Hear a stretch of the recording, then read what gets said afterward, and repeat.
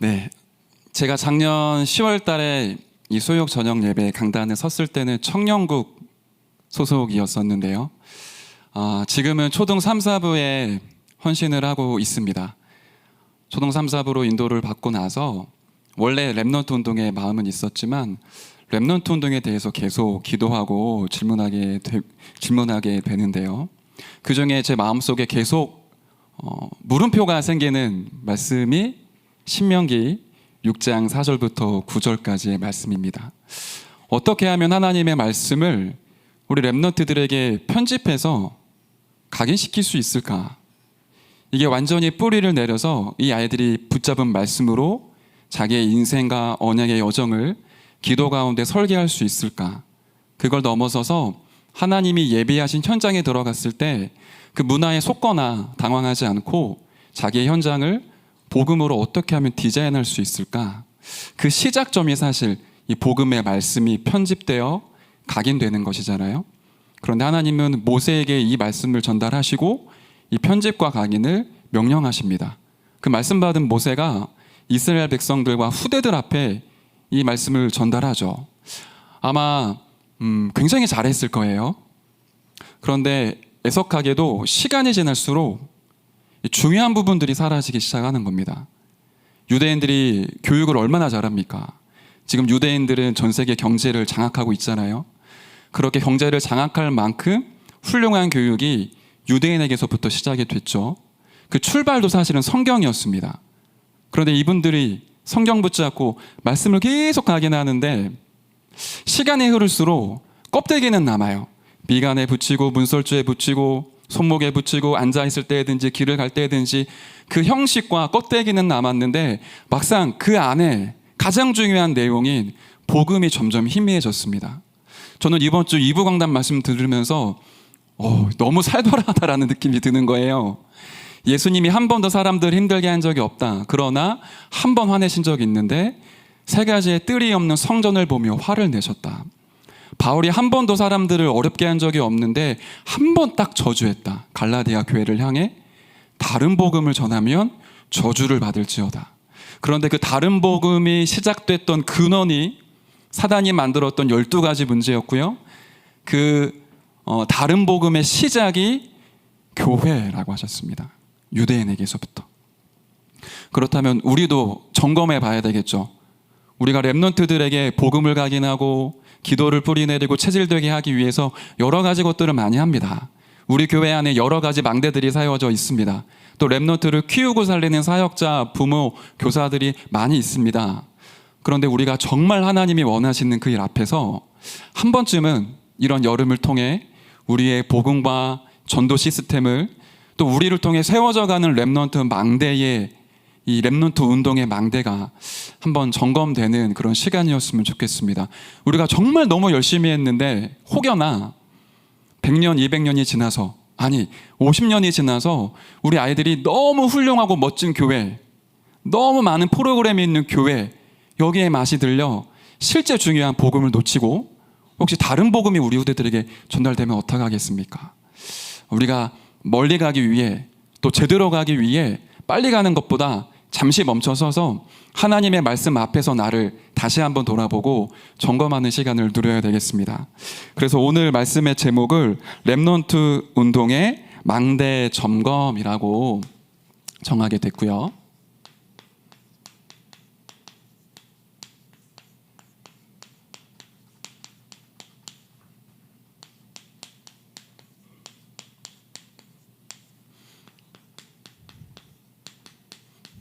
이 점검을 통해 신명기 6장 4절부터 9절의 말씀이 우리 모든 렘넌트 운동하는 모든 부분에 실제로 성취가 되었으면 좋겠습니다.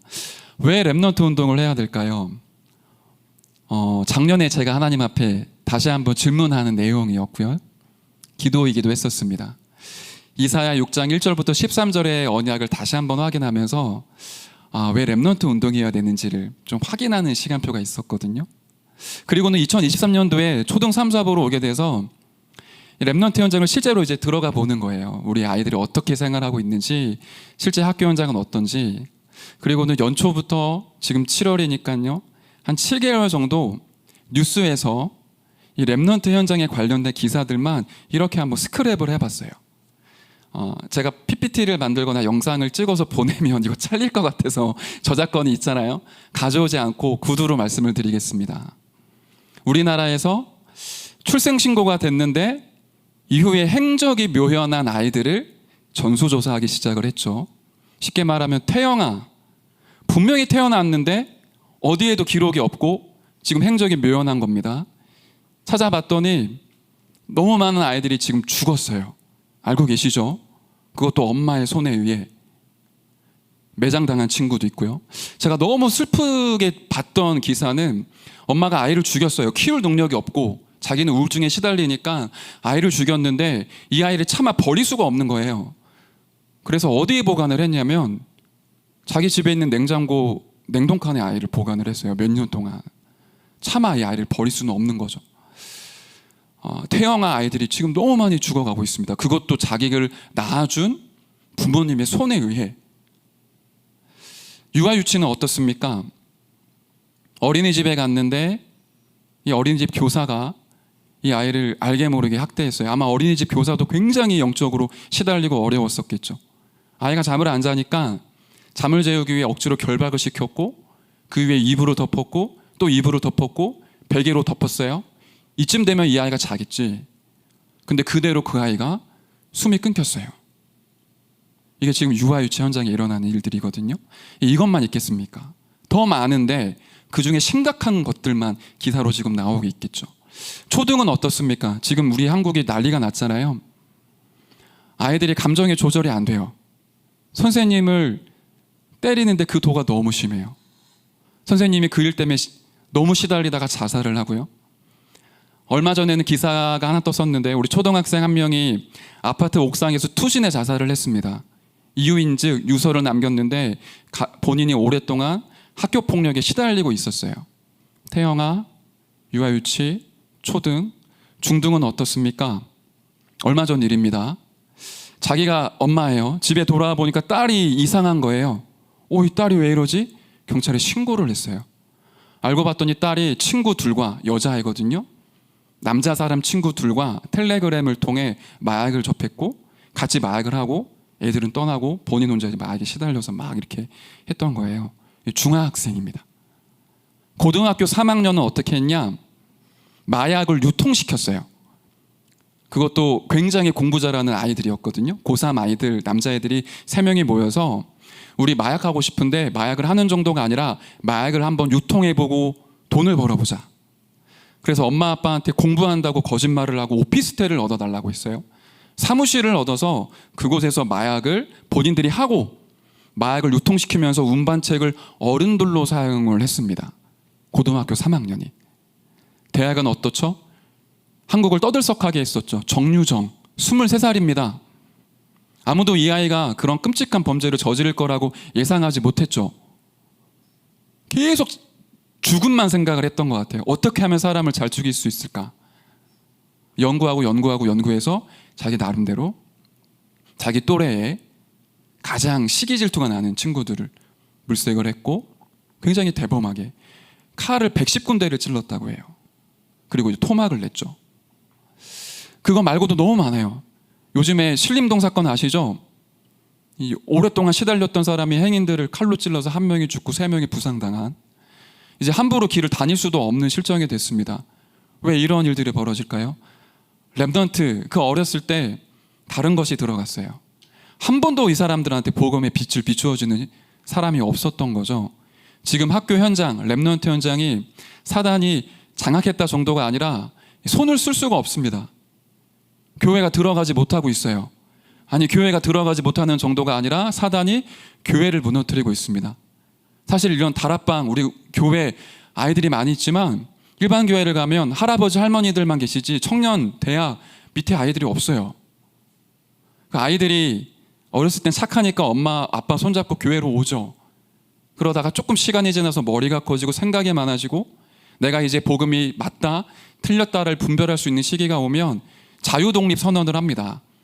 저는 이제 하나님을 안 믿겠습니다. 고등학교를 졸업하는 동시에 교회를 졸업을 하겠습니다.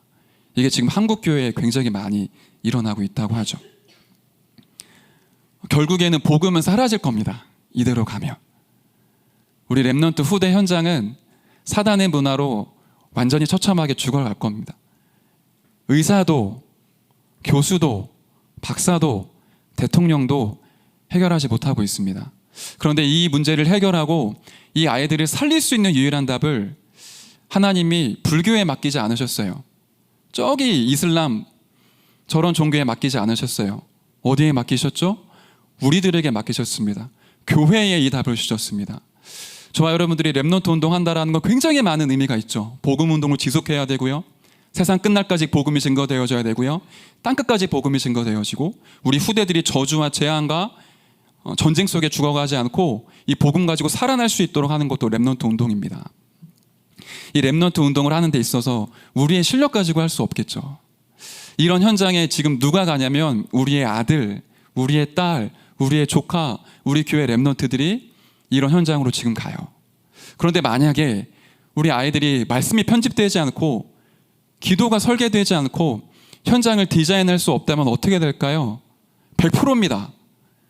세상의 문화에 노예되고 포로되고 속국돼요. 아니 거의 이미 됐어요. 굉장히 죄송한 말씀이지만 아이들이 찬양할 때의 표정과 아이들이 유튜브를 보면서 아이브, IM 이런 노래를 듣고 춤 따라하는 표정이 너무 달라요. 우리 아이들이 말씀 10분 보는 거 너무 힘들어하는데 마인크래프트, 로블록스 게임 1시간, 2시간 부모님 안 보시면 밤새 하거든요. 너무 즐거워하는 거예요. 이미 밀려오고 있는 파도, 이 문화의 파도를 이길 수 없을 만큼 지금 뭔가 우리 아이들을 덮치고 있습니다. 이 사단의 견고한 성을 이번 여름에 렘넌트 리더, 렘넌트 집회, 여름 성경 학교 각 수련회를 통해 이제 하나하나 깨트리고 무너뜨려야 되겠죠. 반대로 생각을 해볼게요. 만약에 우리 아이들이 복음이 편집되고 말씀이 들어오고 기도가 되어지고 현장을 디자인할 수 있다. 그러면 우리 아이들이 현장에서 어떻게 살아남을까요? 플랫폼으로 살아가게 됩니다. 모든 보좌의 축복이 나에게 오죠. 파수망대가 됩니다. 모든 친구들은 공부하기 위해 달려가지만 우리 아이들은 그 현장에서 조용히 복음 때문에 공부하며 기도하며 그리스도의 빛을 밝히죠. 드디어 이 아이들에게 사람이 붙습니다. 그때 우리 아이들이 안테나가 되어 세상과 하나님을 소통시키는 너무 중요한 그리스도의 대사로, 증인으로 현장 가운데 딱 일어나게 되죠. 실제로 있었던 일이에요. 우리 3, 4부의 렘넌트인데요. 최근에 초등학교 한 군데로 전학을 왔어요. 전학을 왔는데 친구들이 팀을 하나 만든 겁니다. 사이코패스 단을 만들었어요. 그때가 한창 이 정유정 살인사건이 막 이슈가 됐었던 그 시간표거든요. 그것도 그 반에서 반장이, 요즘은 반장이라고 안 하고 회장이라고 하는데요. 회장과 그 반에 나름대로 공부 잘하고 똑똑하고 괜찮은 애들이 모여서 너 사이코패스야, 나 사이코패스야, 우리는 사이코패스야, 우리 사이코패스단이야. 그리고는 조금 힘없고 약한 애들 불러갖고는 협박하는 거예요. 필통에 커터칼을 3개씩 5개씩, 어떤 애는 10개씩 갖고 다니면서 이걸 이렇게 위협을 한대요. 우리 렘넌트가 전화를 갔더니 어김없이 이 친구들이 찾아왔어요. 우리 사이코패스단이야. 우리 말 안 들으면 너 어떻게 될지 몰라. 커터칼을 이렇게 드르륵 하면서 우리 렘넌트들이 이제 위협하는 거죠. 그 얘기를 듣고는 원래 그 학교에 이 아이를 이제 현장 살릴 망대로 파송을 했지만 우리 사역자들이 진짜 같이 기도해야겠다. 하나님이 굉장히 중요한 메시지를 지금 우리에게 주고 계시는구나. 그렇게 깨달아서 우리 부모님과 또 지역의 사역자들과 함께 이 아이를 두고 그 학교를 두고 계속 기도를 했어요. 그런데 지난주에 우리 초등국 전체 지역에서 여름 성경학교를 진행했었잖아요. 그 학교를 두고 기도하다가 권유를 해드렸어요. 렘넌트와 어머님에게 우리 그냥 성경학교를 하지 말고 이번에 이 학교에서는 초청 캠프를 해봅시다. 우리가 한 달 동안 지금 계속 기도해 왔는데 그 사이코패스단 애들도 초청을 하고요. 또 TCK 아이들이 있으면 초청을 하고요. 반에서 소외되고 무너진 아이들이 있으면 초청해서 아이들에게 복음 듣게 해주시다. 근데 이 부모님과 렘넌트가 알아들었어요. 제가 그것만 딱 던졌는데 이 렘넌트와 부모님이 함께 마음을 모아 기도하기 시작을 했고 초대장을 만들고 모든 반 아이들한테 다 초청을 한 거예요. 그날이 딱 그 학교 방학식이었거든요. 방학식 끝나고 나면 전부 다 우리 집으로 와. 우리 집에서 치킨도 먹고 피자도 먹고 물놀이도 하고 함께 즐거운 시간을 보내자. 그리고 내가 너희들한테 꼭 해줄 말이 있어. 그렇게 아이가 이제 기도하고 초청을 한 거예요. 그리고는 본인이 구원의 길 메시지를 준비를 했어요. 그 엄마의 도움을 받아 PPT를 만들었습니다. 요즘에 그러기 쉽지 않거든요. 초등학교 4학년 랩런트가 자기 입술로 구원의 길 말한다? 그것도 친구에게. 왜냐하면 그런 풍토와 분위기가 안 돼요. 왜냐하면 아이들이 복음 친구하면 그 복음들은 친구들이 예수님을 영접할 수도 있겠죠. 영접하고 나면 집에 갑니다. 엄마한테 얘기해요. 오늘 내 친구가 예수님 얘기했는데 나 교회 다녀도 돼? 그러면 그 엄마가 당장 전화 와요. 왜 우리 아이한테 이상한 거 전하셨어요? 그게 지금 대한민국 초등학교 현실이거든요. 근데 이 아이가 진짜 결단한 거예요. 이 영적 흐름 바꿀 수 있는 유일한 시간표다. 그리고는 복음, 그 구원의 길 메시지를 준비를 하고 PPT를 만들어서 디데이가 된 겁니다. 어떻게 됐을까요? 6명의 아이들이 초청이 됐어요. 우리 랩런트가 복음 전하는 걸 그 어머님이 영상 찍어 보내줬는데 너무 잘하더라고요. 제가 메시지 하는 것보다 확실히 같은 또래 애들이 이렇게 소통이 되니까 잘 듣더라고요. 그리고는 랩런트가 이제 메시지 다 하고 얘기한 거예요. 다 무릎 꿇어. 그래갖고 친구들이 전부 다 무릎 꿇고 우리 제니인가 봐. 우리 무릎 꿇어야 되나 봐. 그리고는 무릎 꿇고 자, 나를 따라해. 하나님, 저는 죄인입니다. 예수님을 그리스도로 영접합니다. 근데 아이들이 진짜 영접을 했어요. 그 중에 2명은 나 너무 교회 가고 싶다고. 그날이 금요일이었는데 다음날 토요일날 이 집을 또 놀러 왔어요. 너무 즐거워서. 주일날에는 엄마를 설득해서 엄마랑 같이 우리 교회로 그 아이가 왔어요. 아마 이 랩런트는 굉장한 하나님의 많은 것들을 좀 보았을 겁니다. 저는 그 뒤에 결과보다 그 한 달여 기간 동안에 이 아이가 쌓았을 기도의 망대, 그 속에서 내가 누구인지, 나는 학교에 단순히 공부하기 위해, 성공하기 위해 몸부림치러 온 학생이 아니라 내가 이 학교를 살릴 플랫폼, 파수망, 안테나구나. 이거를 이 아이의 가슴에 이렇게 담게 됐겠죠. 그리고 하나님 앞에 기도했을 때 흑암의 견고한 진이 무너지고 하나님의 나라가 임하는 걸 목격을 했겠죠. 조용히 현장의 흐름을 이 아이가 바꿀 수 있을 겁니다. 저는 좀 기대하고 있습니다. 사이코패스단이 아니라 진짜 하나님을 믿고 따라가는 랩런트단이 그 교실에 생겨날 수 있도록. 근데 꿈이 아니거든요. 아주 작은 차이입니다. 우리 아이들에게 무엇을 심느냐, 우리 아이들이 순간순간 문제와 어려움이 왔을 때 무엇을 전달하느냐, 또 우리 아이들이 무엇을 보느냐에 따라 노예가 될 수도 있고요, 시대를 이끌어갈 8번째 랩런트가 될 수도 있습니다. 그렇다면 우리 아이들을 어떻게 플랫폼, 파수망, 안테나의 축복 누리는 진짜 산 증인으로 만들어낼 수 있을까요? 그렇게 안내할 수 있을까요? 그 시작에 저는 사역자라고 생각을 해요. 제가 초등 3, 4부 올라가서 가장 먼저 했던 얘기입니다. 랩런트들이 소중하지만 첫 번째 나의 기도의 대상자는 여러분들입니다. 여러분 교사 선생님들, 부모님들, 랩런트를 키우는 사역자분들, 여러분들이 망대로 일어날 때 우리 아이들이 세워지게 되어 있습니다. 우리 아이들에게 가장 큰 영향을 끼치는 사람들이잖아요. 엄마와 아빠, 교회의 선생님, 지역의 사역자, 기도해주는 교육자. 이분들이 힘이 빠지고 무너지면 우리 아이들에게 전달을 못해요. 말은 가능하겠죠. 프로그램을 많이 만들면 그 프로그램으로 돌릴 수 있습니다. 그런데 진짜 우리 아이들을 변화시키고 우리 아이들을 세울 수 있는 건 말이 아니잖아요. 눈에 보이지 않는데 우리의 숨은 영적 상태가 아이들에게 고스란히 전달이 되더라고요. 한번 생각을 해보십시오. 우리 아이들에게 복음을 각인할 수 있는 기회가 몇 번 있겠습니까? 많지가 않아요. 저도 이제 아이를 낳고 2 아이의 아빠가 됐거든요.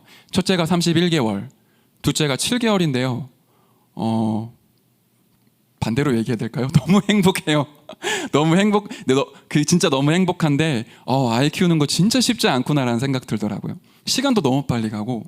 근데 우리가 아이 키우고 정신없이 뛰다 보면 아이들이 이미 커 있어요. 눈 깜짝할 새에 3살, 5살, 10살, 이제는 내 손을 떠나서 독립해야 될 시기가 와요. 아이들의 랩런트 시기 때 각인될 수 있는 시간표가 길어 보이지만 사실은 길지 않습니다. 그리고 이 아이의 인생을 결정짓는 시기는 더 짧죠. 태영아 시기 0세부터 3세까지 거의 모든 게 결정이 납니다. 그리고 0세부터 10살까지 근본과 기본과 기초가 갖추어지는 시간이에요. 제가 초등 3, 4부이기 때문에 우리 아이들이 10살, 11살이에요. 저희 임마누엘 서울교회는 초등국을 세 파트로 나누었습니다. 보통은 저학년, 고학년으로 분류를 합니다. 그런데 우리는 1, 2부, 3, 4부, 5, 6부로 이제 반을 나누었어요. 왜냐하면 초등 1학년과 6학년은 굉장한 차이가 있어요. 여러분 이해되시죠? 초등 1학년은 거의 좀 애기 같고요. 초등 6학년은 이제 막 징그러워진 때예요. 그 아이들이 중간에 10살이 딱 지나면 급격한 변화가 일어나기 시작을 하더라고요. 그래도 10살까지는 자기가 신뢰하고 자기가 믿을 수 있는 사람들의 이야기를 들어요. 엄마가 하는 얘기, 나를 사랑해주고 기도해주는 선생님이 하는 얘기, 그러니까 내가 믿을 만한 사람이 하는 그 복음 얘기, 그게 맞구나, 이렇게 느끼죠. 11살이 딱 시작되고 12살이 돼서 사춘기가 밀려오기 시작을 하면 보이는 게 넓어지고요, 생각이 많아지고요, 경험이 많아져요. 그때부터는 복음을 판단하기 시작을 합니다.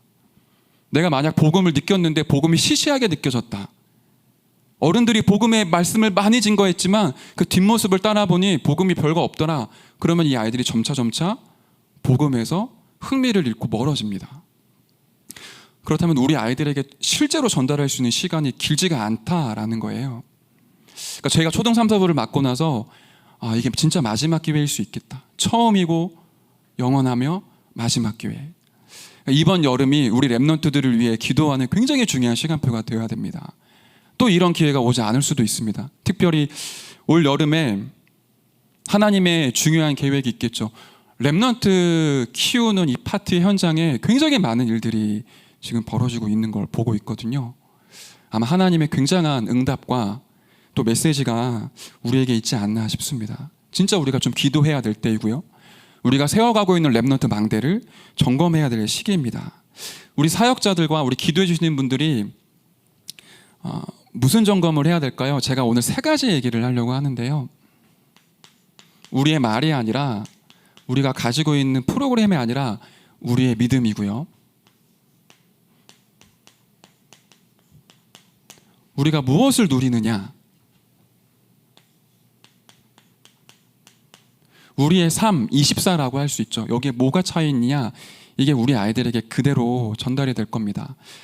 내용은 여러분들이 다 아시는 거기 때문에 설명이 많이 필요 없을 것 같아요. 우리가 무엇을 믿죠? 하나님의 절대 주권을 믿습니다. 그 말은 우리 인생의 주인이 내가 아니라는 거죠. 우리가 무엇을 믿습니까? 예수 그리스도가 십자가에서 모든 문제를 끝냈다라는 사실을 우리는 믿습니다. 또 우리는 무엇을 믿죠? 하나님이 지금 내 안에 성령으로 내주하시는데 내 인생을 인도하시고 나에게 역사하신다라는 이 성령의 역사, 실제를 우리는 믿고 있습니다. 이 믿음이 우리 아이들에게 말보다 먼저 전달이 되어져야 되거든요. 우리가 믿는다고 하지만 실제 우리의 삶 속에 복음은 가지고 있는데 복음을 누리는 삶이 빠져 있을 때가 많아요. 복음을 분명히 얘기하는데 우리가 혼자 있을 때, 뒤돌아 있을 때 복음에 없는 삶이 너무 많아요. 하나님의 절대 주권을 인정한다는 게 우리가 늘 듣는 얘기지만 우리 아이들에게 첫 번째로 심겨져야 될 부분이기도 합니다. 우리가 안다고 생각하기 때문에 순간순간 놓칠 때가 많아요. 제가 군대를 갔는데 아시죠? 군대는 다락방 2단이기 때문에 못 들어오게 합니다.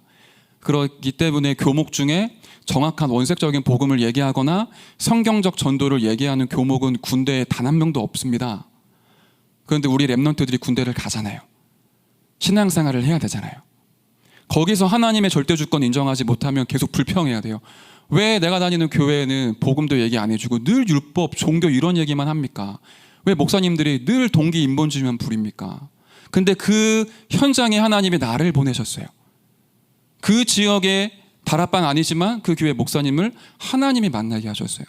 저는 군대 갔는데 처음에 이제 뭐 정신 없었고요. 조금 정신 차려서 신앙생활을 하기 시작하는데 너무 감사했던 건 그 부대 렘넌트 저 하나밖에 없거든요.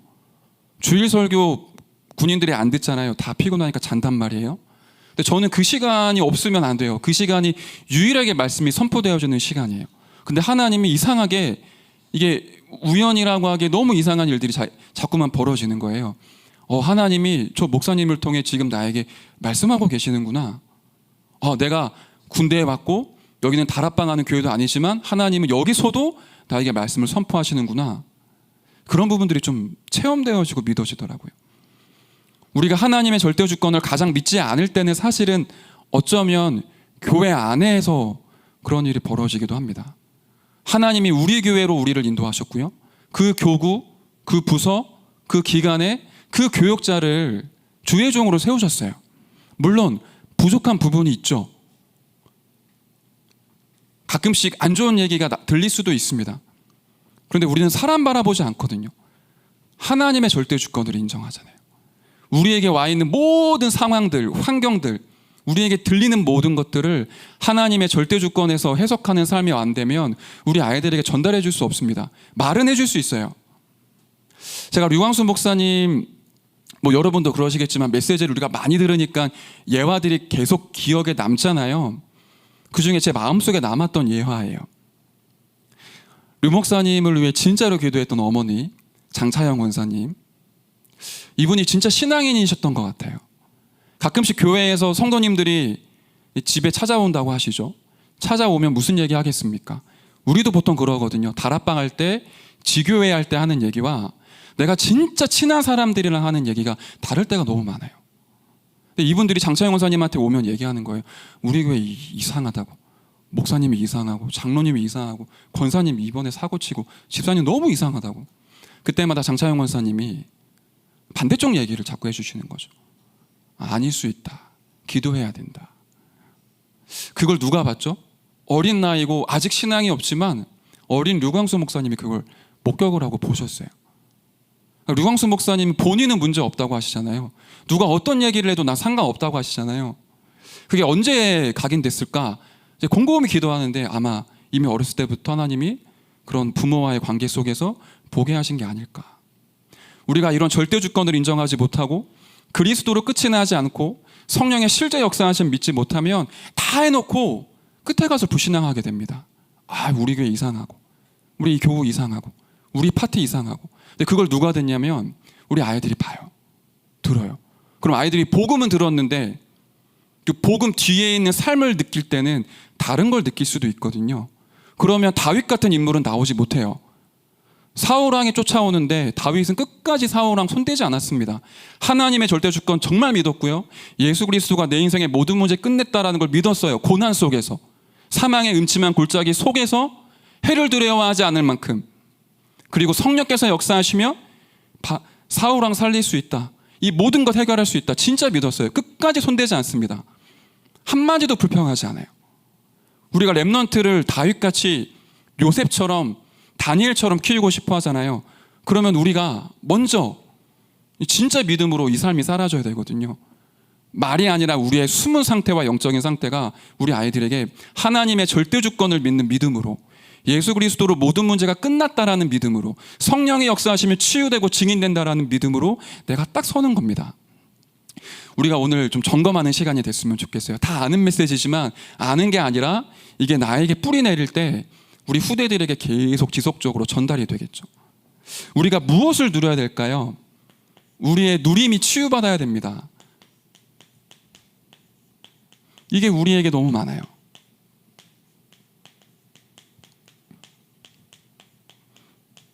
나의 것,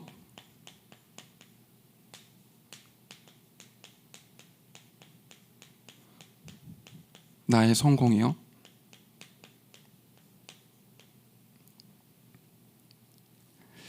제가 랩런트들을 만나면 질문을 해요.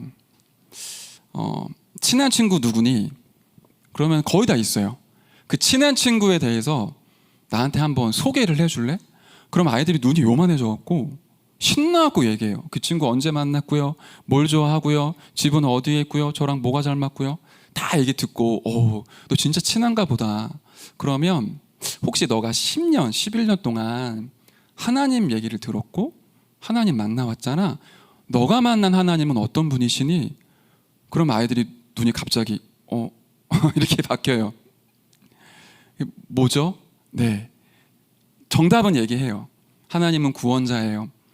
하나님은 창조자예요. 하나님은 다 하실 수 있어요. 하나님은 사랑의 하나님이에요. 그런데 느껴지는 느낌이 달라요. 친한 친구에 대해서 감정적으로 느껴지는 언어가 있지 않습니까? 우리 하나님에 대해서 하나님 사랑의 하나님이에요 라고 얘기하는데 그때 느껴지는 감정이 있잖아요. 제가 뭘 보냐면 우리 아이들이 복음 너무 많이 들었는데 하나님과 나와의 관계, 하나님이 나를 얼마나 사랑하시는지, 하나님이 나에게 얼마나 많은 은혜를 주셨는지, 하나님이 나를 얼마나 참고 기다리시는지, 하나님이 나를 얼마나 축복하고 싶어 하시는지, 이거를 못 봤을 수도 있겠다. 이걸 이제 우리 아이들이 봐야 되거든요. 알기는 알아요. 하나님 어떤 분이신지. 그 아는 하나님이 나의 하나님이 되어야 되겠죠.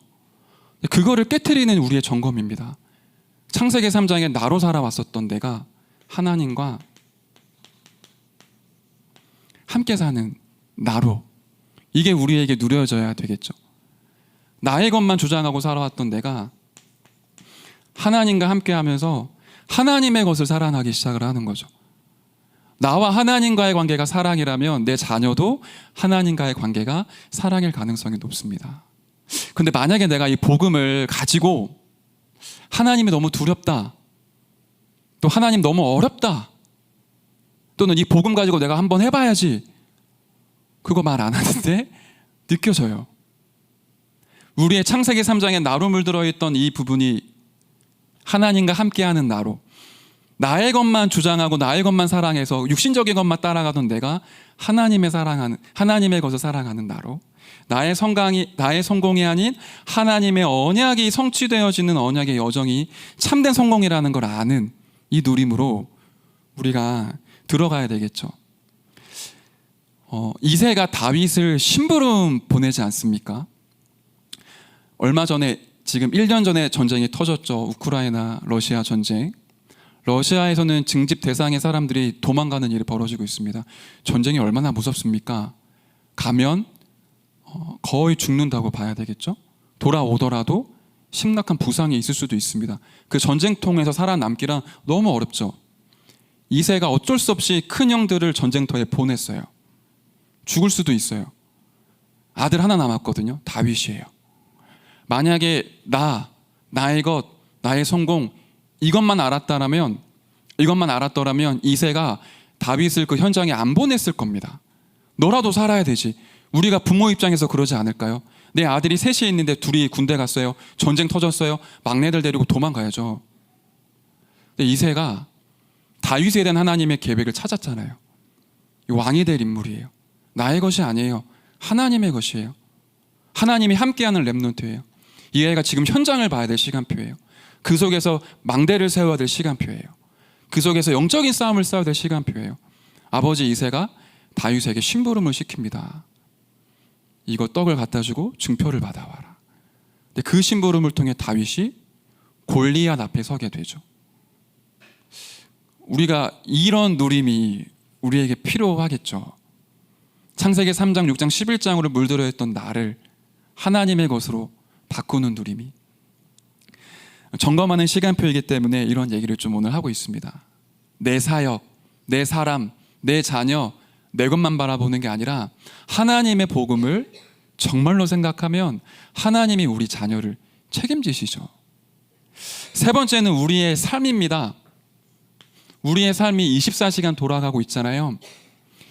24 속에 우리의 24 속에 무엇이 가득 차 있느냐가 결국에는 응답과 결과와 열매로 나와지게 되죠. 만약에 우리가 진짜 복음의 24를 한다면 우리가 욕심부리지 않아도 하나님의 응답 25는 따라오게 되어 있죠. 그러면 우리의 삶 가운데 무엇이 가득 차야 될까요? 저는 이것도 세 가지라고 생각을 하는데요. 예배와 기도, 그리고 단어를 붙이기 어려워서 제가 여정이라는 단어를 붙여봤습니다. 우리의 삶이 예배가 되는 거죠. 우리의 삶이 기도가 되는 겁니다. 또 기도가 우리의 삶이 되는 겁니다. 우리의 여정에 응답도 오고 문제도 오죠. 그때마다 응답이 오면 너무 좋고 하나님께 영광 올려드리고, 문제 오면 하나님 원망하고 하나님 저한테 왜 이러세요? 그런 순간 사실 우리가 불신한 가운데 빠지잖아요. 우리의 여정 가운데 문제가 와도 언약이 이루어지는 과정이고 응답이 와도 성공이 아니라 하나님의 또 다른 계획을 봐야 될 시간표다. 이게 우리의 삶에 가득 채워지기 시작하는 거죠. 우리 아이들이 우리가 갖고 있는 믿음, 우리가 가지고 있는 누림, 우리의 삶을 통해 우리의 뒷모습을 보며 언약의 여정을 걷기 시작할 겁니다. 저희 아버지 때 이런 분들이 많으셨던 것 같아요. 저희 아버지가 1953년생이시거든요. 6.25 전쟁 터지고 끝날 때쯤에 이 땅에 태어나셨어요. 그러니까 얼마나 어렵습니까? 완전 모든 땅이 황폐해졌잖아요. 그러다 보니까 돈이 너무 없고 너무 힘들게 고생하셔서 스스로 돈 벌어서 공부하시고 그렇게 삶을 살아오셨어요. 그러다 보니까 늘 하시는 말씀이 나는 공부를 이렇게 못했다. 공부 너무너무 하고 싶은데 공부할 수가 없었다. 그러니까 너희들 좋은 환경에서 공부 열심히 해라. 그게 이제 우리 아버지가 가지고 계셨던 한이죠. 근데 저희 또래에 아마 부모님들이 그런 분들이 많으셨던 것 같아요. 너무 어려웠으니까 너는 의사가 돼야 돼. 너는 변호사가 돼야 돼. 너는 돈을 많이 벌어야 돼. 그걸로 아이들을 이제 각인시키시잖아요. 저 같은 사람은 사실 공부 너무 싫어했거든요. 그러니까 아버지가 그 얘기 하시면 너무 힘들다 막 이런 게 있었어요. 근데 제가 우리 초등파트 와서 좀 이런 걸 반대로 느껴요. 우리 부모님들이 너무 애가 타시는 거예요. 이 복음이면 끝나는데 우리 아이가 복음을 받아야 되는데 복음을 체험해야 되는데 우리 아이가 이걸 못 알아듣는 것 같은 거예요. 그러니까 어떻게 하시냐면 복음을 누릴 수 있는 장치와 도구들을 계속 만들어내세요. 근데 이게 아이들과 소통이 안 된 채로 만들어지니까 아이들이 이제 힘겨워하는 시기가 오거든요. 우리 아이들이 예배를 배울 때 예배가 사실 너무 즐겁고 행복하고 기쁜 거잖아요. 근데 그렇게 예배를 배우지 못하고 자리에 앉아. 헌금 준비했어? 자세 똑바로 안 해? 떠들지 말랬지? 제가 실제로 그런 얘기를 들었거든요. 예배 다 끝나고 집에 가는데 엄마한테 너무 많이 혼나는 거예요. 랩런트가. 그러니까 이 친구가 주일만 되면 막 마음이 조마조마해요. 오늘 예배 끝나고 또 엄마한테 혼나면 어떡하지? 예배 너무 신나게 즐겁게 예배 다 드리고 집에 갈 때 엄마한테 혼나니까 이 예배라는 이미지가 이 아이한테 힘들고 어렵다라는 거로 이제 새겨지죠. 근데 아이가 그거를 정리해서 얘기할 수 있냐? 그러지 못해요. 초등학생 때까지는 그냥 힘들어 어려워 그게 다른 모양으로 튀어나오겠죠. 그래서 삶이라고 얘기를 한 겁니다. 내가 예배가 삶이 되지 않고 내가 기도가 삶이 되지 않으면 자꾸만 많은 장치들을 만들어내야 돼요. 그 장치 안에 랩런트들을 가둬놓고 계속 때려야 됩니다. 예배 드리랬지, 삼원을 하랬지, 기도하랬지, 현장을 두고 기도하랬지. 근데 그렇게 해서 아이들이 이게 바뀌냐 쉽지 않거든요. 우리의 삶이 복음으로 가득 채워지기 시작을 하면 내 삶에서 내가 예배로 하나님과의 관계, 하나님의 사랑, 그 은혜 내 속에 풍족해지면 아이들이 보고 느끼거든요. 제가 좀 부끄러운 얘기인데 저희 아이가 저 닮아서 되게 예민해요. 저 예민하고 우리 와이프가 굉장히 센시티브해요. 굉장히 감정이 이게 풍부한 사람이거든요. 그러니까 우리 아이가 태어났는데 오감이 너무 발달한 거예요. 듣는 거, 보는 거, 느끼는 거 이런 부분들이. 그러니까 뭐가 힘드냐면 잠을 잘 못 자요. 잠자려고 하는데 불빛 있고 잠자려고 하는데 소리 들리고 이러면 깨는 거죠. 심지어는 어느 정도냐면 오늘 저희 큰애가 놀다가 이렇게 벽 모서리에 이렇게 쪘어요. 병원에 데리고 왔더니 큰 병원 가서 꼬매라고 하더라고요. 오늘 좀 응급실에 가고 이제 애를 이제 하는데 진정제랑 수면제 주사를 맞았거든요. 근데 안 자는 거예요. 자야 꼬매는데. 그래서 의사 선생님, 간호사들이 얘를 팔다리 붙잡고 이제 겨우 꼬맸어요. 그 정도로 잠을 안 자요. 늘 이제 에너지가 넘치고. 네, 그러다 보니까 가끔씩 이제 우리가 키울 때 버겁다라는 생각이 들 수도 있겠죠. 그리고 예배 자리에 왔을 때 사람들의 소리 이런 분위기가 이 아이한테 자칫 힘들 수 있는 거예요. 조명 강하죠. 스피커 소리 세죠. 그런데 그런 아이인데 이 아이가 조금씩 예배가 되기 시작을 하는 거예요. 전환점은 작년 WRC였었고요. 그 이후로 이 아이가 짧은 시간에 딱 하나님 앞에 복음 집중하는 그 삶을 같이 누렸는데 예배의 축복을 조금씩 맛봐요. 한 3주 전이었거든요. 저희 아내가 우리 아이랑 신나게 하루 종일 다 놀아준 거예요. 진짜 아이가 해달라는 거 그날 다 했대요. 그리고 마지막에 잠들려고 침대에 누워서 우리 아들한테 이주야, 오늘 논 것 중에 오늘 하루 중에 뭐가 제일 행복했어? 물어봤대요. 저희 아들이 안 행복했어 이렇게 얘기를 하더래요. 어떡해요? 지금 신나게 놀았고 엄마가 할 거 다 했는데요. 그럼 이주야, 너는 뭐 할 때 행복해?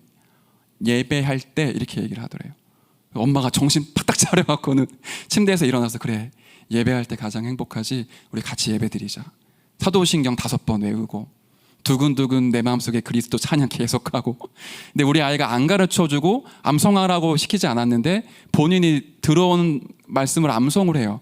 하나님은 영이시는 예배하는 자가 영과 진리로 예배할지니라. 빛이 있으라 하시니 빛이 있었고 여호와의 말씀은 내 발의 등이요 내 길의 빛이니이다. 이런 말씀들을 어디서 들었는지 모르겠어요. 저는 안 가르쳐줬거든요. 저는 앉혀놓고 말씀 암송해, 예배 드려, 기도해, 이런 얘기 한 번도 한 적이 없어요. 근데 뭘 보여줬냐? 아빠가 찬양 인도를 하잖아요. 예배의 자리에 이 아이와 함께 했어요. 제가 누리는 예배의 삶 속에 이 아이와 함께 하는 게 이 아이가 지금 누릴 수 있는 최고의 예배라고 생각을 했거든요. 제가 하고 있는 기도의 삶 속에 이 아이와 함께 하는 거예요. 오늘도 아침에 제가 이제 교회로 나오기 전에 우리 두 아들을 보면서 얘기했어요.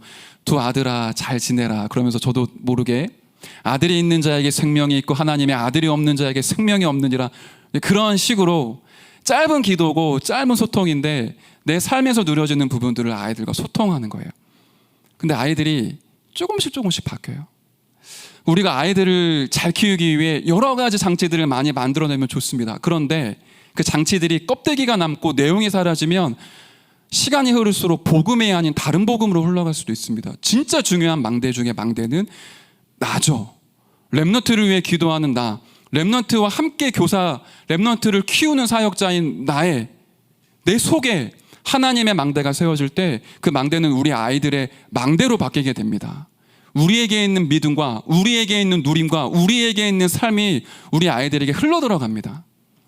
그래서 이번 여름에 무엇보다 저와 여러분들이 복음 앞에서 점검하시고 내가 정말 하나님의 이 은혜를 체험하고 누리며 하나님과 관계 속에 힘을 얻고 있는지, 그리고 우리 아이들을 위해 기도하는데 이게 혹시 나의 욕심을 따라 내 자녀를 잘 되게 해주십시오, 내 자녀만큼은 성공해야 됩니다, 혹시 이건 아닌지, 그게 아니라 진짜 렘넌트 운동을 두고 복음을 두고 이 아이를 향한 하나님의 계획을 두고 내가 정말로 이 아이를 향해 하나님의 뜻이 이루어지길 기도하고 있는지 우리가 점검하며 힘을 얻는 시간이 되어야 되겠습니다.